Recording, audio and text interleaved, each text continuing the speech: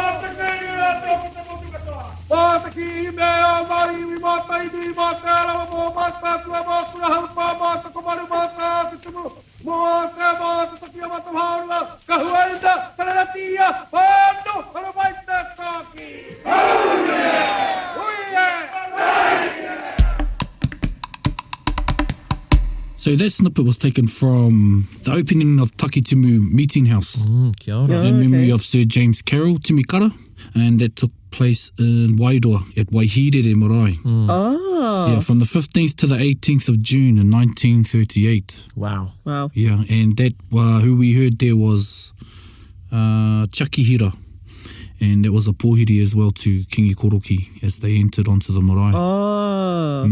1 year before the World War II broke out, Ai, kia ora. Yeah, tika. 1938. So it amazes me when I hear these old recordings. Well, my amazement is that they were recorded. Yeah. Yeah. and there's a record there, and luckily the kingitanga, it was because of the king. Aye. A lot of the time that these recording suites were there to get the events, because it was quite a big thing that the king Koroki was coming into town. Aye. To open the whare nui. So yeah, they'd have these, and a lot of the recordings that you'll find on Ngā Taonga of traditional dedications are actually of tohunga from Waikato, Aye. tohunga from Tainui. And during Queen Koroki's reign. Yeah. There's a lot, right up until his uimate's tangianga, eh? Yeah. It's well documented on audio, yeah. He opened lots and lots of houses. Well, he was, asked to open whare. Kia ora. And those tohunga that he took with him, well, they done that on behalf of the king, but when you tono the king or the ariki nui, and now it's King Tuheitia before him, his mother, while the tohunga officiate at the ceremony, and they may bring in some other tohunga from other iwi as well to assist, Aye. the mana belongs to the king. Aye. So yeah, is there another reason why he or she is brought to the ceremony? Nā tō mana e tango i te tapu? It's all of that, and it's the fact that, the kingitanga, or the king's line, I should say, is a representation of all whakapapa lines. Kia ora. Hence, aye. Tau was named the first king, Aye. whether you like it or not. But that koina te tikanga. Aye. What's interesting to me is this, along with some of the other ones I've listened to, that they have a pōwhiri Yeah. before the karakia starts. Right. So you have this like pōwhiri at the start, and I've attended one like this last year that I participated in. It was King Tuheitia opening whare kai, Aye. and there was myself, I assisted Rahui. Kia ora. And sort of the same thing. There was a pōwhiri at the start, but we made a beeline to the whare kai. Aye. Yeah. Yeah, so this sort of provides a template. Aye. Ka timata ki te haka pōhiri, he karanga, katahi ka tākina i te tohunga, Yeah. te karakia. Ko timata te tā i te kawa. It's funny because one of the learnings that I've been taught is that ka rea no te whare kia whai reo. Aye. Nō reira, ka rea take ki te karanga. Kia ora. Ai. Engari, ka rongo koe i ngā wāhine karangāna. Yeah. And Erica, I pātai koe, is it all right for the karanga to go over the top the of karakia, of the karakia? So, yes, taking into context every sort of situation. Aye. The tohunga wasn't phased. Yeah. And yeah, you'll find Takihira, he was the exponent of the time. And then after Tiaki, Henare Tūwhāngai came into his own. Oh, is that the order of... right. Yeah, yeah. So Henare would have been in his 40s,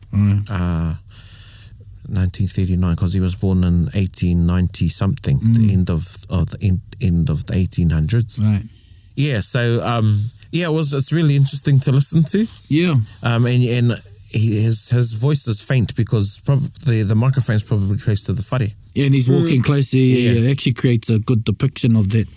Yeah. Yeah, I wonder what time it was. Yeah, that's what I was going to Was ask. it in the morning? Was it at... Yeah, because I thought that whare were meant to be opened with the sun rising, and so the sun is like unveiling the whare. Yeah. I've been to a couple openings that have been at sunrise or dawn, but then I've also been to a couple of openings that have been at like 10 o'clock in the morning. Is there... Well, it any could very tikanga well be around the that? early morning. Who knows? Who knows? That's just the... Yeah, we don't know. I've listened to an early morning one, and you wouldn't think it's the early morning because there's the band playing and everything's going on. But later on, you hear some conversations. You hear someone saying, "Oh, what time did you leave?" Yeah. You know, and they're saying, "Oh, I left at 3 a.m. or something." So yeah, obviously it must be early in the morning. So I would think that this is early in the morning. Yep. Yeah, his voice is very faint, and then as he gets closer to the whare, you hear more of the karakia. And that may be something that we're not seeing because the karanga fades as he gets closer. So there could have been a positioning where they got closer to the ate, or they got closer to the whare, in which it was time for the karanga to finish, perhaps. Something we didn't know, but I think it was seamless actually. Yeah. From the pohiri to through the karanga to the karakia. I thought it was quite seamless, and that was pretty cool. An important part of the ritual is when the tohunga asks, or first he asked, who does the house belong to? Aye. And the answer was, mo te kingi Māori mo ngā iwi o te motu. Aye. So even though and I think we cut it short before the tohunga asked, ko wai te ingo te whare. Aye. And Tiaki's answer is, ka pai, hei whare mo te kingi Māori, mō na waka, mō mātātua, mō te aroa, and he goes and names all the canoes, which I think is pretty cool. Yeah, it's cool, man. Yeah, and you can tell he's done that off the cuff. Yep. I've heard other ones and he doesn't do that. Kia ora. Yeah, so he was pretty switched on, that koroa. Yep. Tiaki hira. Yeah, and then the next question would have been, sometimes the question is ko wai te teko teko o te whare, and they will name the teko teko, and then they will name, sometimes it's the teko teko first, it's up to the tohunga. Aye. Sometimes they ask ko wai te ingo te teko teko. These days I haven't heard that. Yep. I've never been to an opening now where they'll ask ko wai te ingo te teko teko. Oh, ne. And I've been to a few now. Yep.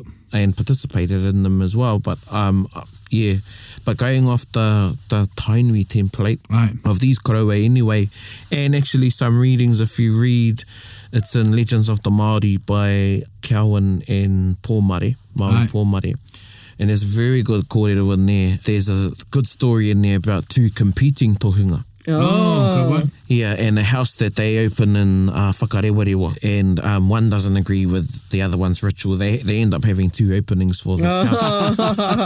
Yeah, and the questions that are asked, and one ceremony is a bit more elaborate than the others. Yeah. Some iwi employ a cooked kumara or potato these days, some don't. Some will light a fire. Aye.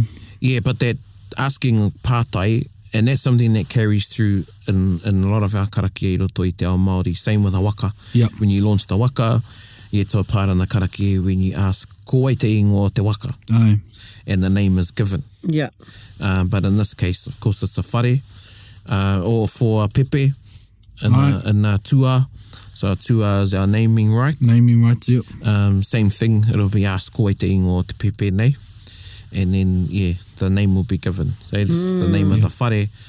But so the teko teko, and now the tohunga do the karakia from the ground. So if you read the story, I'm talking about these two competing tohunga. One of them actually climbs up. Onto the ridgepole of the house and does this karakia from there. Oh my gosh. And if you can imagine, these whare were built within the ground. So it was easy to access the upper gable of the... Well, it was easier. But still, in a ceremony like that, it would... just the thought of climbing up the house as and part of the ritual. Maintaining your zen or your... Yeah. So there's lots of stories like that. Each, lot of iwi have kōrero about things that have happened for the good and things that haven't been so good, or tohu that have happened. Kia ora, yeah. So there's a lot of tapu in this ceremony, in this process. There's the removal of the tapu, but the tapu that's being removed isn't the tapu of the house, it's the tapu that is being placed on the house during the process of the erection of the house. Just so, as you'd see in modern days, people cutting the red ribbon because it's been in a caution zone, it's a place of work, but in this sense, from a tapu idea. Just a quick question, what have you ever experienced or have you heard when there hasn't been a reply to any of the pātai of the tohunga? Yes, so nowadays there's a bit more organisation. I'm not sure what happened back in their time, but I think because they were just all onto it. Yeah. They all knew what was happening. Yeah, they just knew that question would be asked, so somebody's got to answer it. So I have been to one where the iwi kāinga wasn't ready to answer. Yep. I've been to others where they faltered. And made a little boo-boo in the pronunciation.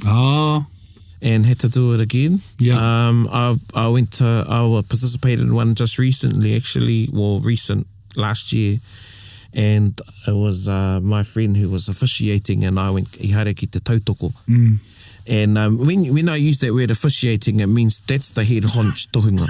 Aye. Yeah. So that's the person in charge, and then if you're asked to jump in, Yeah. well, you know, sounds a bit casual, but you know, it's pretty much, you know, you're there to fill the gaps, I guess, or... Is that what you meant by participate? Yeah. Yeah. And anyway, we'd been told that the name of this was the name of the house, and that was the house that was going to be written above it, above the tatau.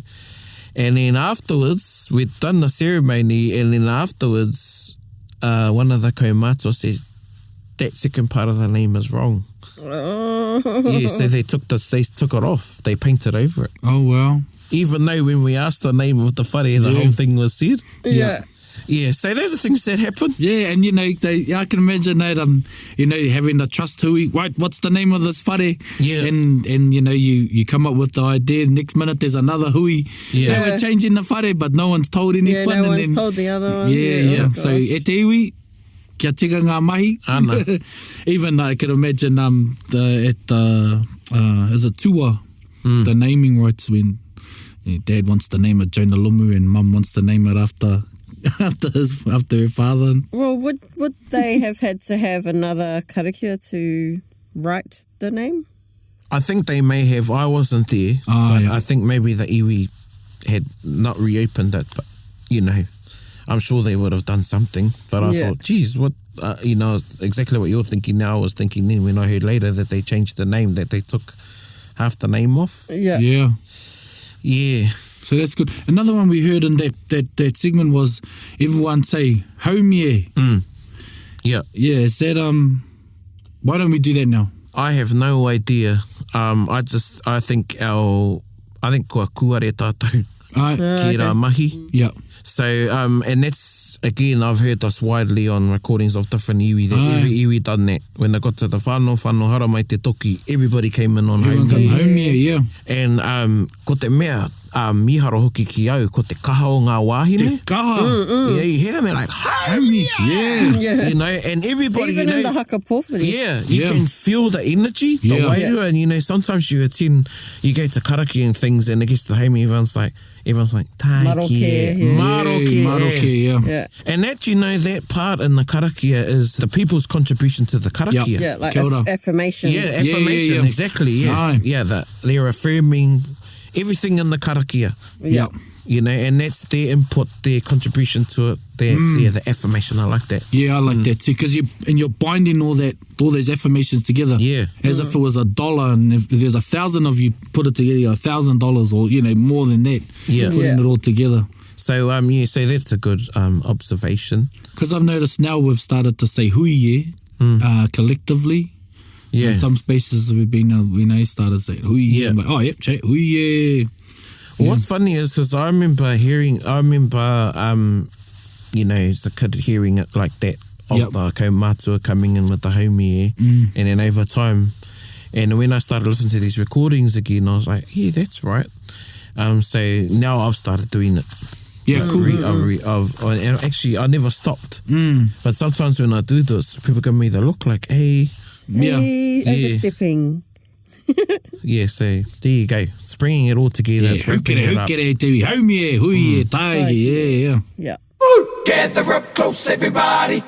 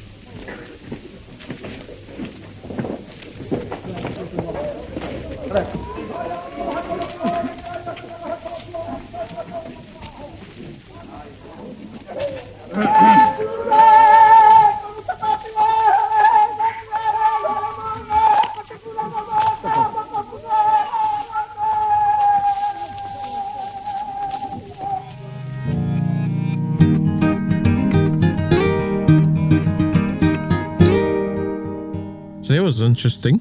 Yeah. So we caught the last part of Te Aki, and he wrapped up, and he did ask ko ai te teko o te whare, and the answer was Kaununu. Kaungunu, and then he asked ko ai te ingo o te whare, it was Taki Timu, and then he wrapped up some of his karakia referring to going up the stairs of the whare and approaching the door, and then the next tohunga came in.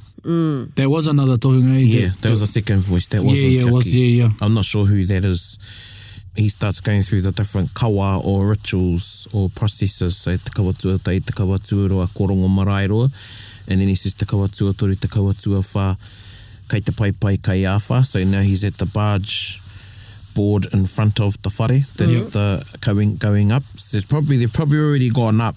They'll be standing on the veranda now, I'd imagine. And he says te pai te kawatua, rima te kawatua ono.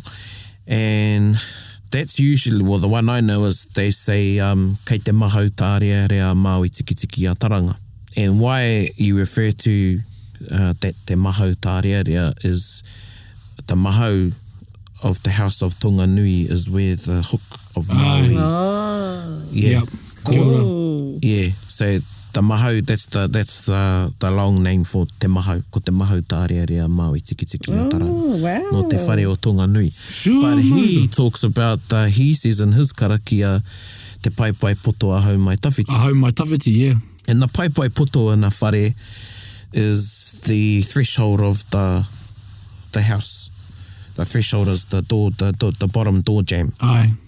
And e nui ngā tikanga ki tērā, e tapu te whare, engari he nui ngā tikanga ki tērā wāhanga o te whare. Ka karakia tia tērā wāhanga o te whare. Yeah, there's karakia that you would do even on your own whare, on your pai pai poto, to keep anything from, you know, malevolent spiritual forces from entering the whare. As pagan rituals would put salt across their Something doorways like that. and stuff like yeah. And and if you were to leave, you know, in the interview with Rauru, his father, when Ruka left his whare, their homestead, and they migrated from their land that they had, I think they sold the whenua, but they left the whare there, and he cut the pai pai poto of the door out, which was a symbol that they had left, that they were taking, So there's lots of whakaro ki tērā, me ngā tikanga, me ngā... So he mentions that. Kia ora. Instead of te mahau tārea rea, which is interesting, and he refers to it as te pai pai poto a hau mai tawhiti, which comes from te haka a hau mai tawhiti, which is another kōrero. I roto ia te arawa. No whea tērā tohunga, the second one, does it say? E mea ana ko pita... rangi ira, no pātea. No pātea. Oh, right, yeah. Yeah. Well, see, the interesting thing about pātea, well, he might have been taught by tohunga from Parihaka. Who knows? But Parihaka became an area where, a place, and we know Parihaka I roto I ngā hitorea, But a lot of iwi went there during the time of whiti and tohu. Yeah. And had wānanga and actually whakawhiti kōrero and swapped karakia, swapped wānanga. It was a melting pot of wānanga. Aye. Of iwi and wānanga. Yeah, so who knows, the Rangi Ira may have got that, but then it's a well-known kōrero within Māoridom, te ao Māori. We're so, he whaiti tā tata titiro i nānei ki ngā kōrero te kuiho. Yeah, ko hanga taiapa, ngā whakaaro.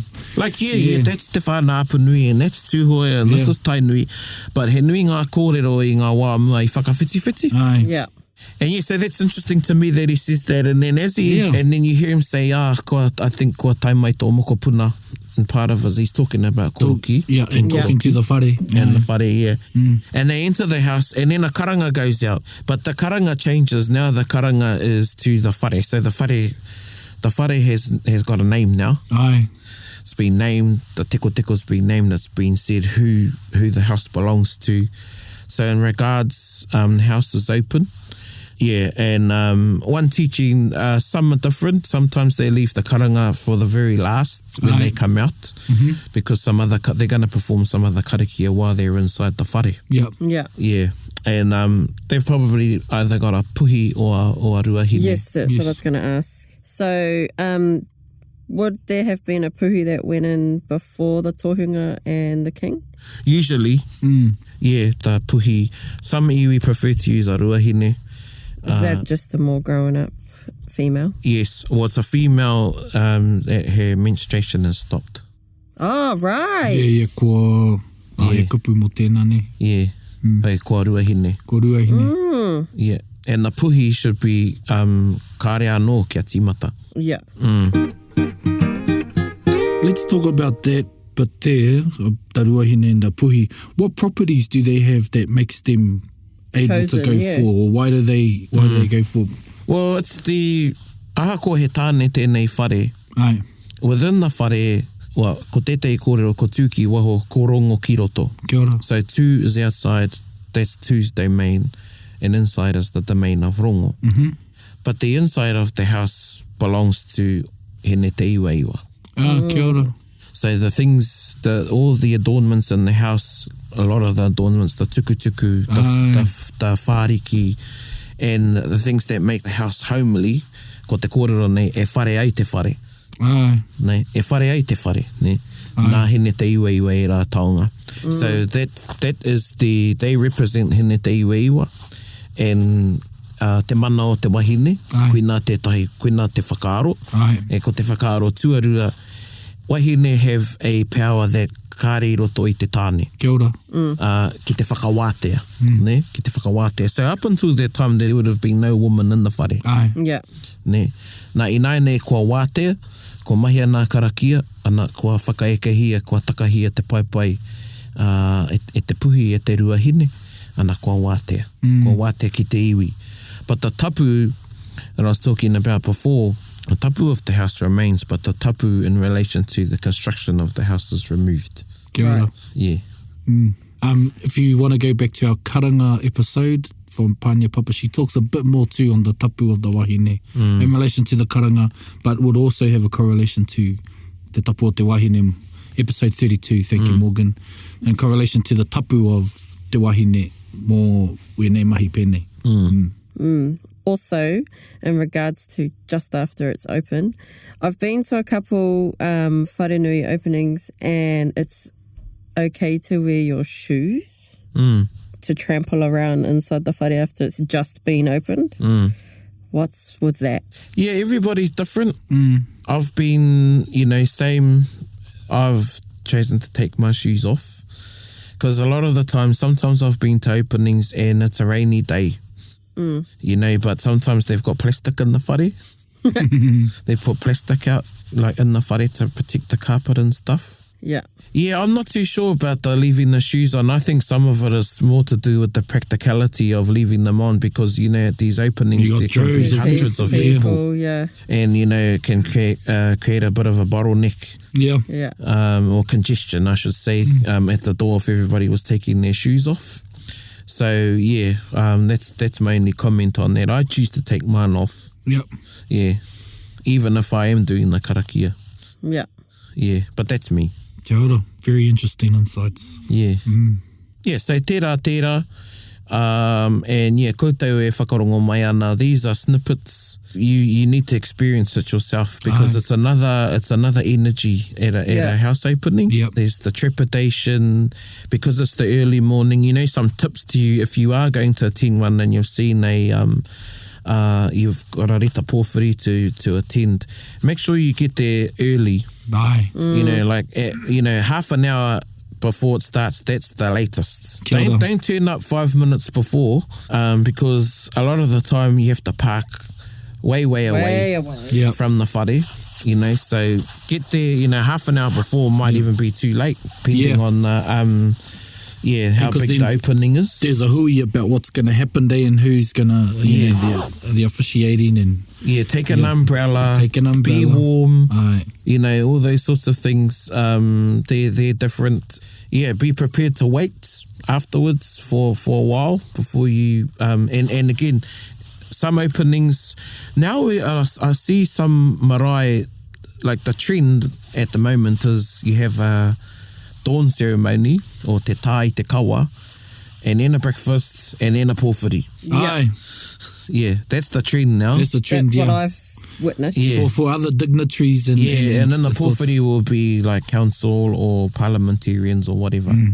But some marae are choosing to just go with the main, which I think is the main karakia. Yeah. Which is te tai, te kawa. Aye. And then a hakari after that, and kua mutu. Kua mutu, yeah. Yeah. Or you may come out after the karakia, and sometimes it'll be closed off with a Christian karakia. Aye. According to one of our koroua, that is to be inclusive. Aye. But some iwi choose not to do that, to have Christian karakia as part of the opening. Some are choosing just the Christian karakia. Aye. And I myself, I don't agree with that. Yep. I believe it's okay for the Christian karakia to be a part of, but to leave our traditional karakia to the side. Yep. Kare te rai pai ki taku ngākau. Yeah, and I know of there's examples, and I've been a part of too, where there's been argument before this is leading up to, not the day of. Yep. Because the Christians want to lead. Hey? Yeah, or a church, or sometimes they don't want any part, don't want the karakia Māori to be a part of the ceremony. Of the ceremony, yeah. Of the ritinga. Yep. So, koina ngā āhuatanga mo te whakatuwhera whare, koina e tahi āhuatanga. But yeah, those are some tips. Get up early. If you can, stay a night somewhere close, get an Airbnb or motel or something. Make a few days of it, Yeah. And why I say to be there early, because although it may say on the thing, it's going to be at this time, it really is up to the tohunga. Yeah. Who's in charge, the ruanuku. And I remember a story I recall is when there was an opening ki roto ia Ngāti Raukawa te au ki te tonga, and Henare Tūwhangai was asked what should they write on the pānui, what time the opening will be. And the koroua said, kei ngā manu te tikanga. Kia ora. Yeah, and they were like, but we need to write a time on. And he said, kei ngā manu te tikanga. This is the interesting thing. If you base your karakia on when if you wake up early in the mornings and you listen to when the birds start calling, from the you have a time from the time the first bird call in the morning from the time, because the last karakia should be happening, if your timing's down, when the sun's coming up. Yeah. Now you time that time between the first bird call and then the sun coming up, it's bang on. Yeah. Yep. They know, eh? Yep. They know. So I've been, I've done a few now. Either I've been ko au kei te whakahaere, or I'm there to support. I've been to ones where it started too early, like 4 in the morning. Wow. Oh, hell. And the karakia is maybe only 15 minutes. Yeah. And then it's dark. And what do? Just stand around twiddling your thumbs? Exactly. And the sun hasn't come up. As you said, Erika, he tika tērā, ko tā tamanui te rā, he tō mai te awatea, ki runga I te mata o te whenua, ana ka toi atu e te marama, e ngā whetū, te kahunui o te pō. But, hello, the house is open and it's still dark. Te tonu I te pō. Those are things. Yep. Ko ki te ara e hau I roto I ngā tau. And, I'm sure it would have been the same I te wai nā koroua, nā kuia nā koroua, koene e tahi āhuatanga. Yeah, so there's lots that go into it. You Yeah. know, I've been to ones where they're still nailing things. Well, You know, don't touch the paint. yeah, Paint's still wet. we're standing at the gate, honestly. I've been to one, we're standing at the gate and they were finishing stuff on the marae. Yeah. Yeah. Well, So after that, after the karakia inside the whare,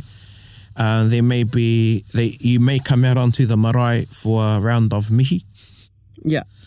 Mihi, whai kōrero and waiata before you go for a kai. So this leads us into our next recording, and this is a different whare. In this particular example, and there's no name to this koroa, but he does refer to in his karakia that he's a descendant of Te Arawa and Mātātua. And what the interesting thing about this is he does these karakia in part of his whai kōrero after the opening Yeah. as a supplementary to the kawa ceremony that's already been finished. oh, Yeah. kia ora. Hey, whakarongo mai. Me whakarongo pi kari kari. Te whai ake hau, I ngā te hua, o te kawa, a waikato. O te kawa tēnei, o te arawa e wako mā tātua e au he nāna.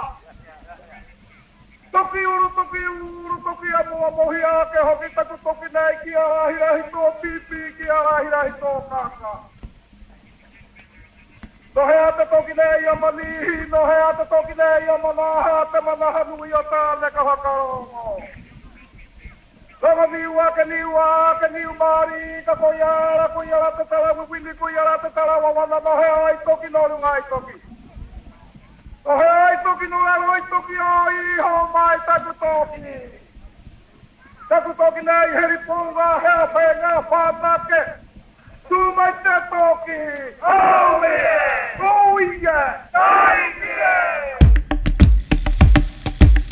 So was this a different hui? Yes. And they went home, yeah. Yeah. They sound grunty too. Yeah, Eh, grunty te hui? is. Yeah, and a Who get different, it, who get it? yeah, different tohunga, different koroua. Different setting, wow. Yeah. So this is Tūranga Waiwai now. Ah, kia ora. And there you go, again, the haumie coming in, everybody coming in with the haumie. But anyway, this karakia he uses is widely known through Mātātua. Oh, yeah. When I say widely known, I mean known by the orators Yeah. and the practitioners of the arts. In which it is their business to know it. Yeah. Yeah, it's not, you know, it's not just in a book somewhere. Yeah, I don't know it. Yeah, and you're from Mātātua. So, yeah, it's widely known by the people that should know. And he refers to his whakapapa there. Aye. And he says these are to help. Yeah. Yeah, and he's doing this part of his whai kōrero, and this particular karakia refers to the toki that are used. Aye. And they're part of the building process. Yeah. So again, in some openings, some etahi o ngā karakia, ka whakahuatia ngā toki. Aye. And in a modern day context now, those toki are a symbol for all of the tools that have been used on the building of the whare. Yeah. But I like that he puts that into his whai kōrero. Yeah, that's cool. Yeah. Yeah, as a hei awhi nei ngā mahi pōtike. Yeah. You know how a lot of karakia have like taki or rhythms that you can definitely pick out. What if you say the karakia and you don't follow that taki? Are you performing that karakia wrong? Good question. Very good question. Yeah. Tino paira wātu. So that's the oro of the karakia, and that's part of the magic of the karakia, is to have a taki for it. Yeah. Your own taki or the taki in the way that you learnt it? Well, sometimes it's the taki of how it's taught to you. Yeah. So koe tahi o ngā karakia e mohi anau is based on the taki that was taught to me. Yeah. And then the others where you're given the kupu and you got to work it out yourself. And you got to work it out yourself, yeah. Yeah. That's a cool way. But I can see why you would use the same taki. So if you were taught in one way, that's the way you've learnt it. Yeah. But I think when you're using that same taki, you're adding the same mana, and let's use the word magic in this sense, the magic from the previous tohunga that have used it. So it's got all that weight. Yeah. That's how I think, because that's how I'd look at it. There's a reason for the placing of every single kupu in a ruruku or a karakia. Aye. And the sound that those kupu give off are all part of it. Aye. And the rhythm the rhythm of those kupu, the sound, the phonics, everything is all part of the karakia that is part of the magic. I think of it I think of it sometimes as combinations, or you've got to use the right combination, so sound, phonics, kupu, to unlock these things. Access that power. That. Well, it's a wavelength, tātou. When you go to a tētahi whakahaere pēnei, or if you're lucky to be a part of a tohi, or any, ngā karakia Māori, koene te rereke, e oku nei whakaaro. Kāre aku, kāre takahi i te hunga e whai ana i ngā karakia karaitiana.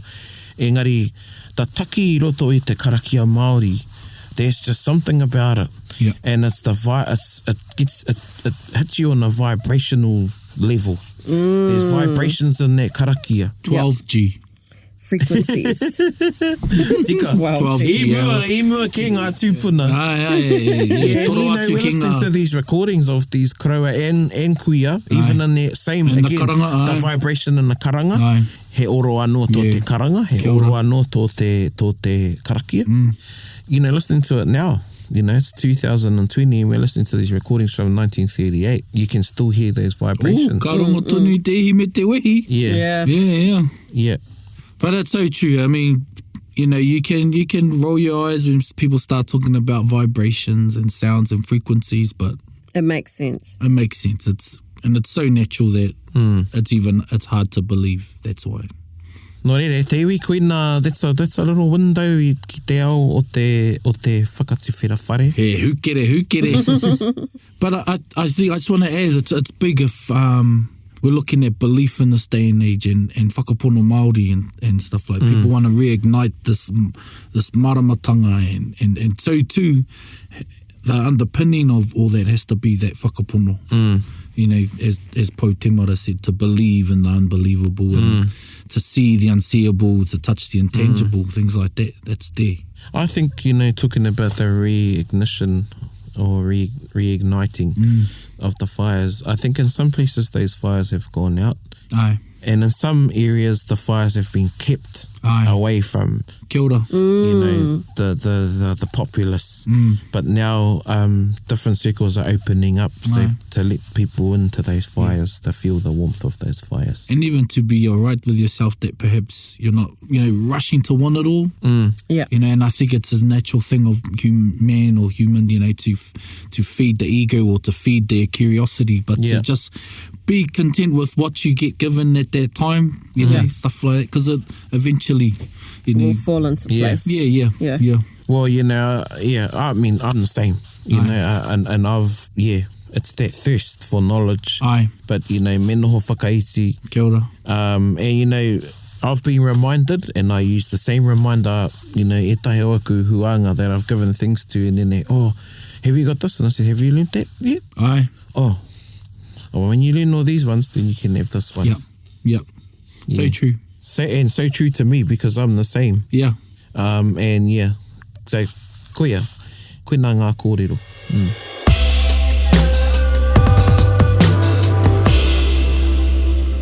Nō reira, te wi ana I te waiata o te wiki. He whare moke moke. Whakarongo mai.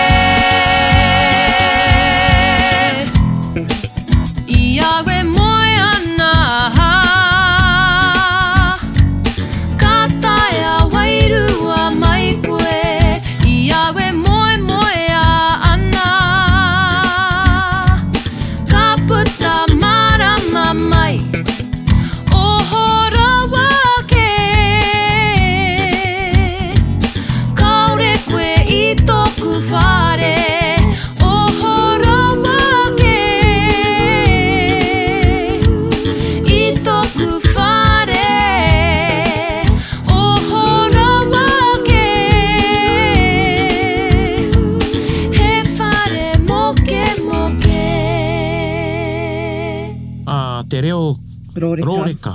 Ai. Pānia papa. Tēnā koe pānia. Kare koe kau mātua. Kare kau.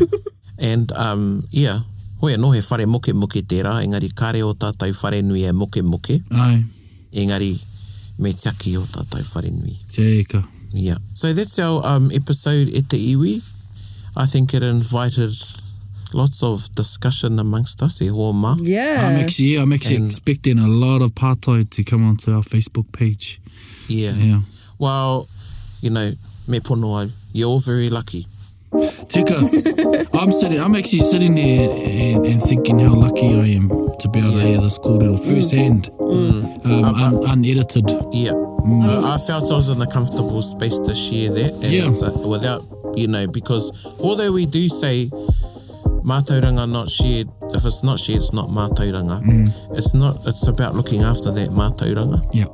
So I think it was balanced. Yeah, it was. I think it was good. It was real, There's a lot to learn in tō tātou ao Māori. Yeah, kia ora. Hoi no, e mihi ana kia koutou. And, koutou e ako ana i te reo tātou, ka e ware, hukere. Hukere. Now we're gonna hukere out of it. Yeah. Hei ko nā mai rā e te iwi. Hei kona. Bit whakaronga, bit kari. Gather up close, everybody, buddy. Taringa. Yeah, tahuri mai ki o. Whakarongo ki te tangi a te korimako. Kōrero flowing at the hooker force. Kaupapa relevant, kaupapa out of bounds. Kaupapa exigent, kaupapa paramount. Nā ko nā whakapiri mai ki te. Kaupapa tino whakahira. Whakarongo pi kari mai. Hare mai, o Taringa, hare mai. We gotta gather up close, everybody. Gather up close, everybody. Kani move that body. Kani move that body. Taringa, he mea tuku nā te wānanga o Aotearoa, nā te māngai pāho I tautoko. To listen to more episodes, search for us on your podcast app and subscribe. Taringa, whakarongo mai.